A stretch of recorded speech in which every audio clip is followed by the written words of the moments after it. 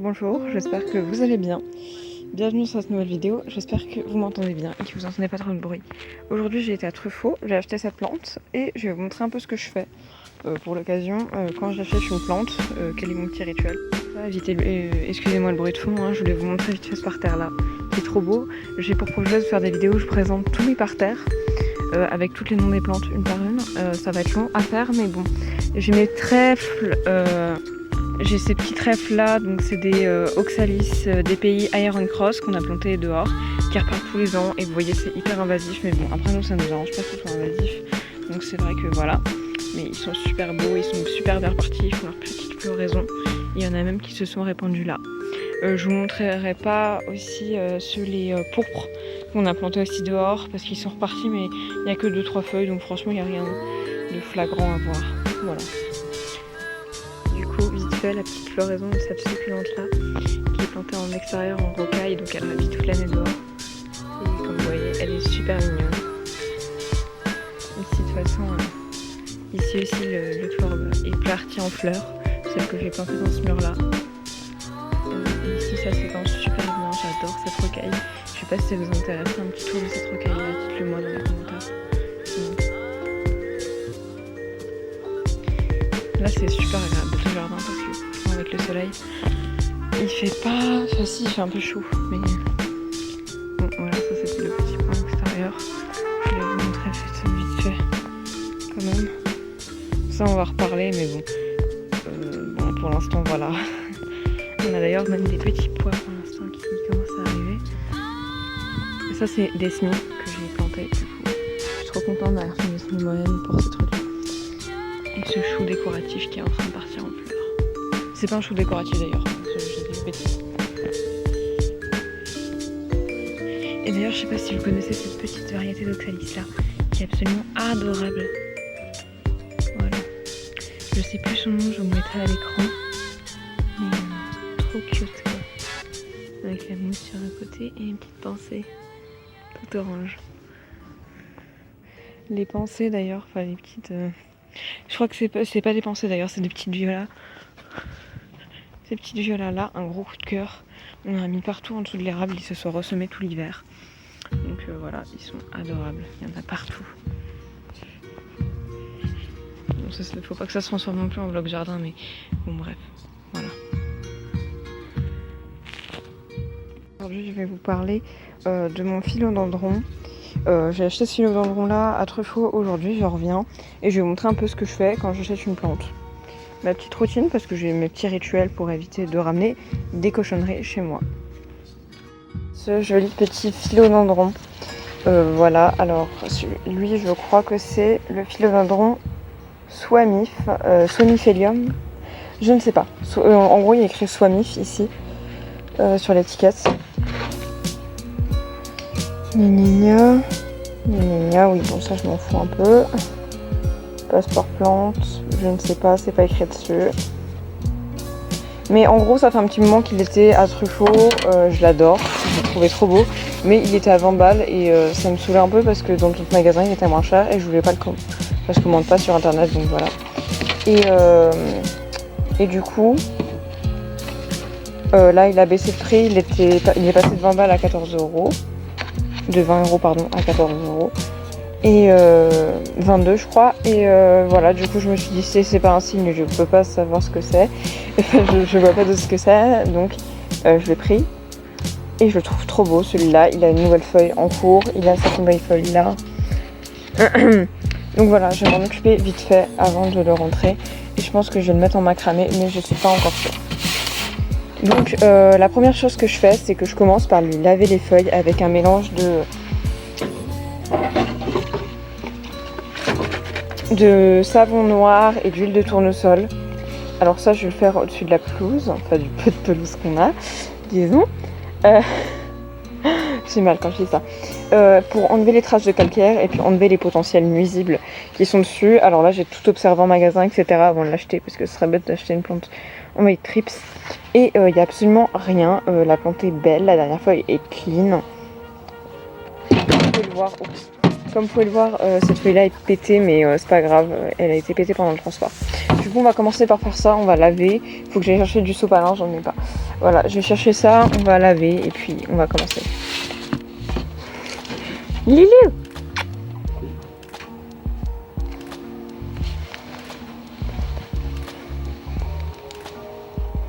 Voilà. Ochi. Ochi qui est un thé à la poêle dure, si vous voulez le voir plus. Je le montre souvent sur mon Instagram. Voilà. Donc je vais essayer de me chercher un paquet de mouchoirs. On va s'occuper de ça. Donc, je commence par mettre mon mouchoir. Je vais peut-être enlever mes bijoux parce que c'est bien beau, mais...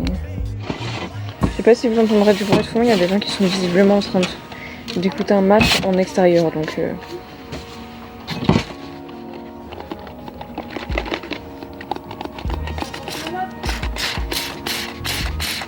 Je vous dis pas les dosages parce que moi je fais des dosages très incertains, donc en vrai faut lire en fonction de de ce que vous utilisez comme savon noir. Il sera plus ou moins dosé et du coup ça va changer plus ou moins en fonction. Bon, je vous avoue que quand j'achète une énorme calatea, c'est un peu plus chiant de faire cette étape-là. Donc en général, ce que je fais, c'est que je les brumise carrément avec ce petit brumisateur-là. Bon, il est dégueu, mais vous comprenez l'idée. Je le brumise directement et puis après, je les rince à la douche ou avec l'arrosoir. Je vais poser sur mon aloe vera, il n'y a plus rien qui va. Du coup, je voulais vous montrer vite fait comment je fais. Je passe un coup sur le dessus, un coup sur le dessous.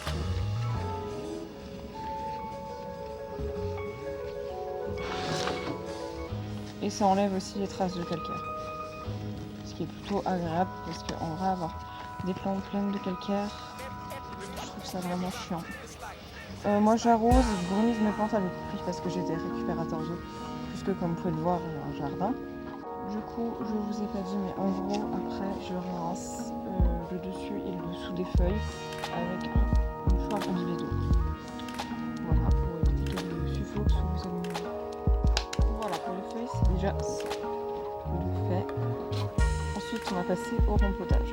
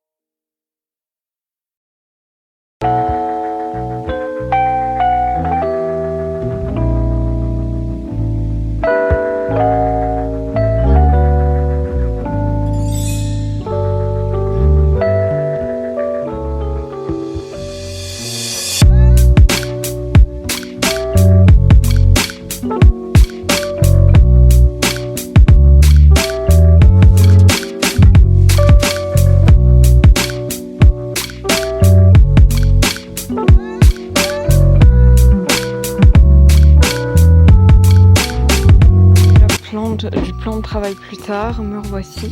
On va aller passer un petit coup d'arrosage sur la plante.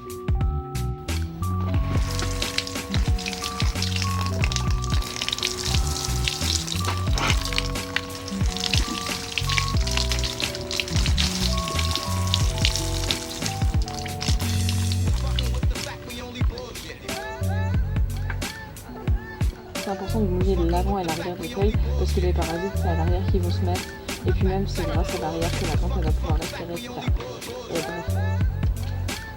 Du coup nettoyez bien l'avant et l'arrière des feuilles. Sinon il n'y a pas de petites taches bizarres, de petits trucs bizarres qui bougent sur les feuilles. S'il y a des trucs qui bougent sur les feuilles, ce n'est pas le bon plan, d'accord, pour reposer la plante.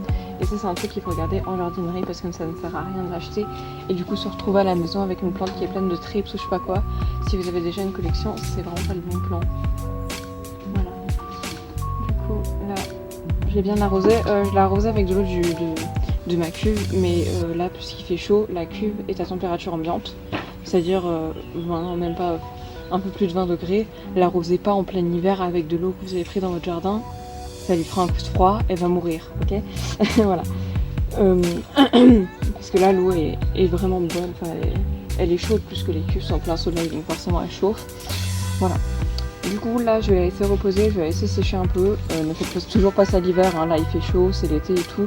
Laissez les plantes en extérieur en été, ça, à partir de la canicule. Quand il fait la canicule, c'est-à-dire que les températures baissent pas trop. Je vous ai déjà fait des stories à la une sur Instagram, mon compte Instagram est dans la description, où je vous ai expliqué comment sortir ces plantes. Mais faut les sortir que à partir du moment où il fait la canicule, c'est-à-dire que ça descend pas en dessous de 18. C'est-à-dire qu'on va pas passer de 40 dans la journée à 20 le soir. C'est à partir des canicules qu'on va pouvoir faire ça, de sortir ces plantes. Moi tous les étés je les sors parce qu'il fait la canicule, mais voilà, donc faites bien gaffe à ce niveau-là aussi, de pas les sortir trop tôt.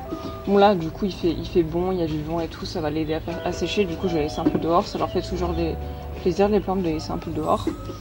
Et du coup, pas de soleil direct. Et après, je vais les laisser tranquillement s'adapter.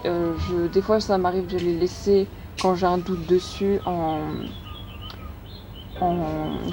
quarantaine dans ma salle à manger. Là, du coup, puisqu'il n'y a aucune plante dedans, ça peut contaminer personne. Mais là, cette fois-ci, puisqu'il y a une nouvelle feuille et que la nouvelle feuille est nickel, il n'y a rien dessus. Vraiment, elle est verte. Je vais pas la mettre en quarantaine, je vais directement la monter avec les autres. Voilà. En fait, c'est en général ce que je fais. Mais aussi quand j'en achetais beaucoup des plantes, ça m'arrive plus beaucoup. Maintenant, vous voyez, je reviens avec une plante, etc. Mais avant, quand j'en achetais genre 5 ensemble, je les mettais pas en quarantaine. Mais faut le faire, même si vous en avez beaucoup. Si vous avez un doute sur eux, n'hésitez pas à la mettre en quarantaine. Voilà, du coup, je pense que cette vidéo est terminée. Je fais pas grand chose, comme vous avez pu le voir, quand j'achète une nouvelle plante. Juste, je la rempote. J'attends pas qu'elle s'adapte chez moi, je n'attends pas qu'elle se remette du choc. Je préfère terminer de la choquer tout de suite et du coup, qu'elle puisse s'adapter avec un bon substrat au lieu de mal gérer le substrat de la jardinerie et risquer de lui faire un surplus d'eau. Moi je préfère directement la rempoter, la choquer tout de suite. De toute façon elle a fait le transport jusqu'à la jardinerie. De la jardinerie elle a fait le transport jusqu'à chez moi. Autant terminer de la choquer maintenant. Voilà. Du coup je pense en avoir terminé avec cette vidéo. J'espère qu'elle vous aura plu, j'espère qu'elle vous aura été utile. Faites bien gaffe aux trips, aux attaques fongiques. Aérez bien vos plantes. C'est important. Et voilà. Je fais de gros bisous et je vous dis ciao.